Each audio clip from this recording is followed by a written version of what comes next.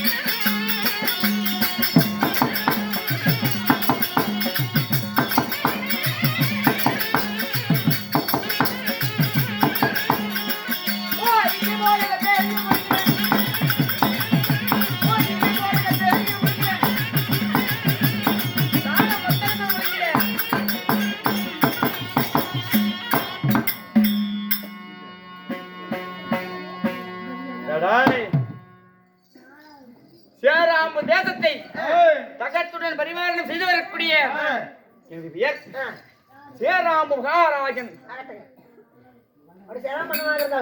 பவளத்தீவுக்கு சொந்தக்காரன். எனது பெயர் சேராம்பு மகாராஜன். அப்படி இருந்தாலும் இந்த சேராம்பு நாட்டிலே நான் தனித்து வாழ்கிறேனா இல்லை என்னோடு சேர்ந்தவர் யாராச்சும் இருக்கிறார்களா?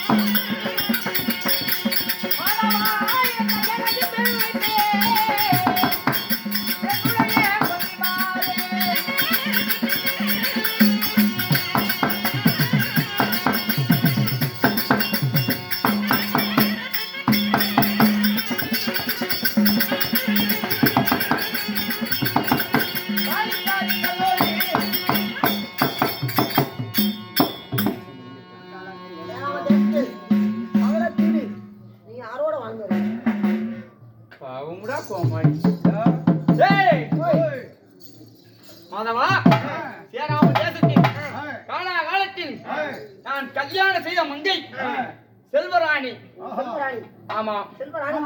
செல்வராணி திருமணம் செய்து எனக்கு ஆசைக்கும் ஆஸ்திக்கும் ஒரே மகள், பட்டத்துக்குரியவள் யார்? பவளக்கொடி. அவளக்குடி. ஆமா, சரிங்க. அப்படி பவளக்கொடியாக இருந்தாலும் எனக்கு என்ன வேலை? இன்றைய தினம் என் மகளாகப்பட்ட பவளக்கொடி பவளக்காட்டுக்கு வேட்டை செல்வது வழக்கம். தன் தந்தையை பார்க்க வேண்டும்.